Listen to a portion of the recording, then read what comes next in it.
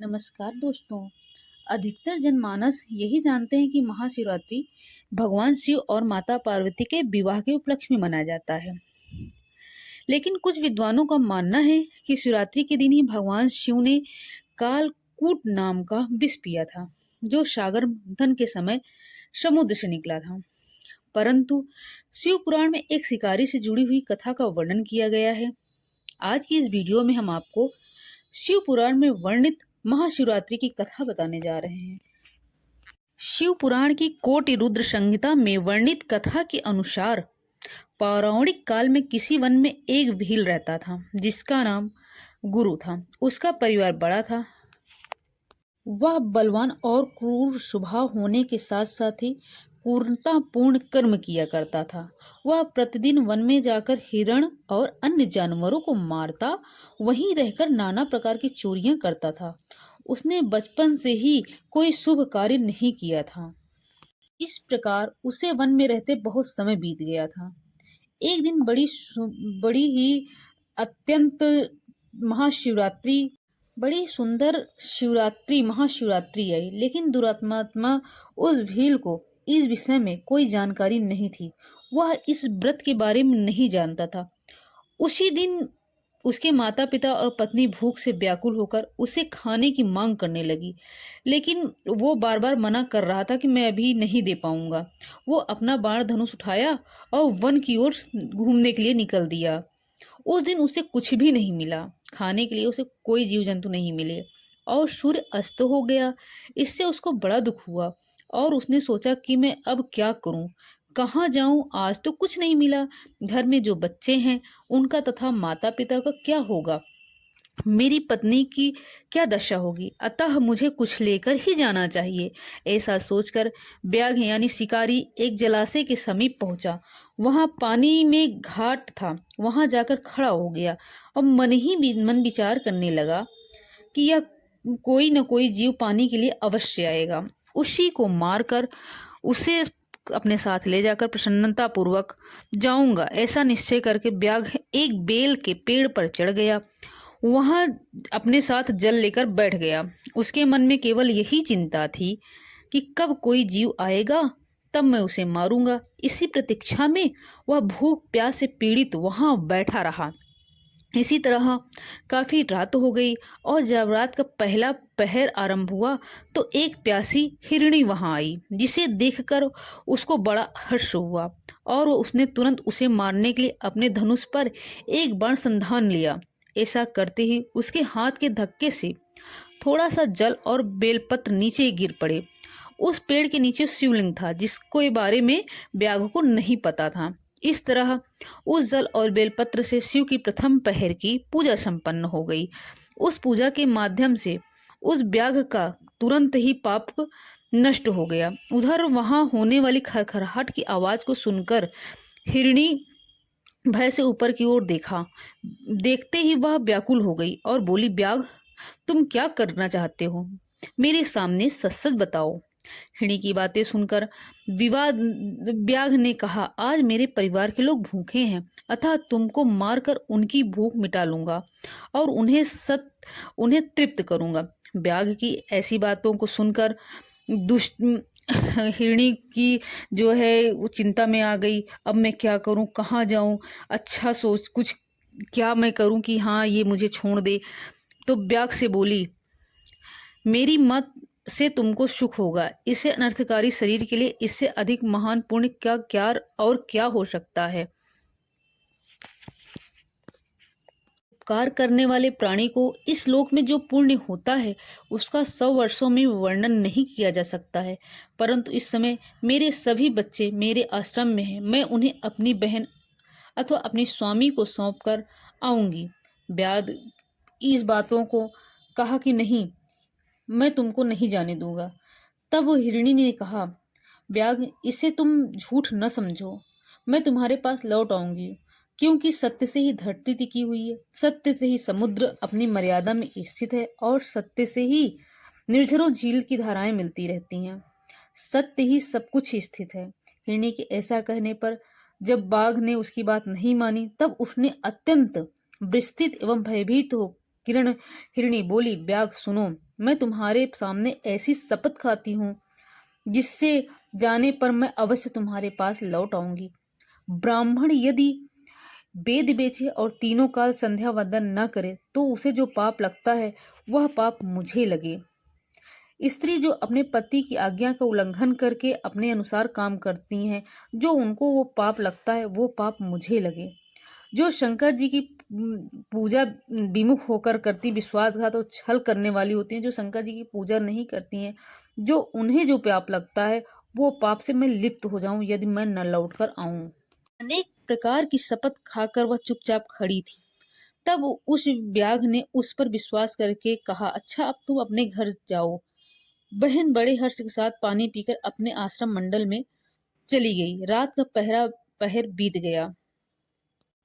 तभी उसकी दूसरी बहन हिरणी की उसी में पानी पीने के लिए वही उसी घाट पर आई, जिसे देखकर व्याघ्र ने बाण खींचा और उसके ऊपर साधने के लिए तैयार हुआ। और फिर जैसे ही बाण चलाने की कोशिश की तभी उसके हाथ के धक्के से जल और बेलपत्र गिर करा। उसकी दूसरी पहर की पूजा संपन्न हुई। लेकिन व्याघ्र को ये नहीं पता था, यदि वह प्रसंगवश हुई थी तो भी वह व्याघ्र के लिए सुखदायी हो गई। वह पूजा व्याघ्र के लिए बहुत सुखदायी हो गई। उसके पाप नष्ट हो गए। ही उसकी बहन हिरणी जो आई थी, उसको बाण खींचते हुए स्थित में देखा तो उसने पूछा, यह क्या कर रहे हो? तब बाघ ने कहा कि मैं अपने भूखे परिवार के लिए तुम्हें मारूंगा। यह सुनकर बोले हिरणी बोली कि मेरे बच्चे हैं छोटे छोटे, मैं जा रही हूँ उनके पास, उनको सारी बातें बतला के फिर आपके पास फिर चली आऊंगी। ऐसा सुनकर व्याघ्र ने कहा, नहीं, इस तरह मैं तुम्हें नहीं जाने दूंगा। तो हिरणी ने कहा कि दुनिया में जो भी स्त्री पुरुष जो एक दूसरे के पास न रहकर किसी और के पास जाते हैं, वैदिक धर्म का उल्लंघन करते हैं, उन्हें जो पाप मिलता है वो मुझे मिले। भगवान विष्णु का भक्त होकर शिव जी की निंदा करता है, माता पिता के निधन तिथि को श्राद्ध आदि न करके और नम्रता देता है तथा मन में संताप का अनुभव करके अपने दिए हुए वचन को पूरा नहीं करता है, ऐसे लोगों को जो पाप लगता है वही मुझे भी लगे अगर मैं लौट कर न आऊं। ऐसा कहने पर व्याघ्र ने कहा, जाओ। उसके बाद घृणित जल पीकर हर्ष पूर्वक अपने आश्रम की ओर चली गई। इसी प्रकार से दूसरा पहर भी बीत गया। इसी समय तीसरा पहर प्रारंभ हो गया। वह हिरणी के लौटने का इंतजार कर रहा था। बहुत विलंब हुआ पर वह वापस लौटकर नहीं आई। भी कुछ देर बाद वहां एक हिरण आया जो हष्टपुष्ट था, जो बहुत अच्छा था, देखने में सुंदर लग रहा था, हर्ष था, पर शरीर की भाषा उसकी बहुत अच्छी थी। तभी उसके लिए वह बाण रख उसे मारने के लिए उद्यत हुआ, उसको मारने के लिए तैयार हुआ। प्रारब्धवश कुछ जल और बेलपत्र शिवलिंग पर गिरी। उसके उसके स्वभाव से भगवान शिव जी की तीसरी पूजा संपन्न हुई, तीसरे प्रहर की।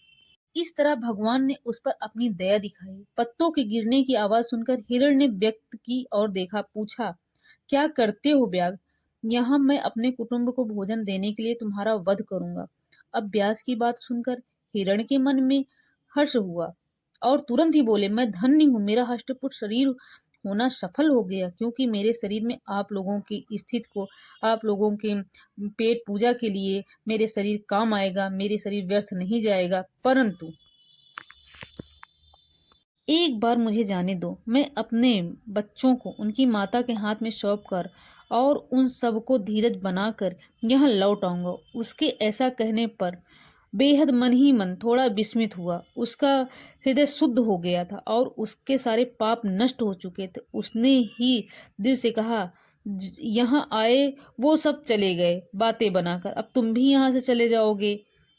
तब हिरण ने बोला कि मैं बिल्कुल सत्य कह रहा हूँ, मैं जरूर लौट के आऊंगा। मैं लौट कर ना आऊं तो मेरे किए हुए सभी पुण्य नष्ट हो जाएं। काफी हाथ जोड़ने पर, विनती करने पे, बहुत सारी कहने के बाद तो व्याघ्र ने कहा, अच्छा जाओ, शीघ्र ही लौटना। ऐसा कहने पर हिरण पानी पीकर चला गया। वे सब अपने आश्रम पर पहुंचे। तीनों लोग मिले थे। तीनों लोग प्रतिज्ञावश हो चुके थे। आपस में एक दूसरे से वृतांत की बातें कहकर सुनकर बोले कि देखिए, हम लोग यही निश्चय करेंगे कि हम लोग जो है प्रतिज्ञाबद्ध हैं, हम लोग जाके ब्याग से निश्चय करके आए हैं कि मैं जरूर वापस लौटूंगा, तो हम लोगों को अवश्य ही जाना चाहिए। उन्होंने अपने बच्चों को आश्वासन देकर सब जानने के लिए उत्सुक हो गए। उस समय हिरणी बोली कि नहीं स्वामी, नहीं बहन, तुम यहीं पे रहो, पहले मैं जाती हूँ, इसलिए पहले मेरी बात हुई थी, इसलिए पहले मैंने ही प्रतिज्ञा की थी। तब छोटी बहन ने कहा, तुम्हारी इसलिए आज मैं आपके पास यह बात सुनकर तुम आपके साथ ही मैं भी चलूंगी, मैं बच्चों को छोड़कर, सांत्वना देकर, पड़ोसियों को सौंप कर हम तीनों लोग चलेंगे। वो तीनों लोग चलने लगी, तब उनके बच्चे भी पीछे पीछे उनके साथ चले जा रहे थे। जब ब्याग ने इतने सारे लोगों को देखा, तब उसकी खुशी का ठिकाना नहीं रहा। उसने तत्काल अपना धनुष ताना और उन पे वार करने के लिए चल पड़ा। तो उसी समय चौथे पहर में उसके हाथ से जल और बेलपत्र गिर गया। शंकर भगवान की चौथे पहर की पूजा हो गई, पूजा संपन्न हो गई। उस समय उसका तत्काल पूरे पाप नष्ट हो गए। इतने में ही दोनों हिरण और हिरणी बोल उठे। व्रत बोले कि हे ब्याग, मैं आपके अपने प्रतिज्ञा अनुसार जो मैंने प्रतिज्ञा की थी, मैं आपके सामने सम्मुख खड़ी हो गई हूँ। आप हमें मारकर अपने परिवार को तृप्त करिए। लेकिन उसकी पूजा होने के कारण शंकर भगवान उससे प्रसन्न थे। उसके इतना ज्यादा ज्ञान हो चुका था, वो धार्मिक विचारों का बन गया था।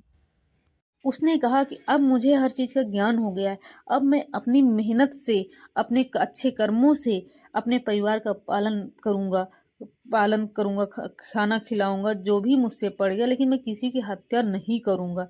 इससे प्रसन्न होकर शिव जी ने तत्काल उसे अपना दिव्य स्वरूप का दर्शन करवाया और उसे सुख समृद्धि का वरदान देकर चले गए।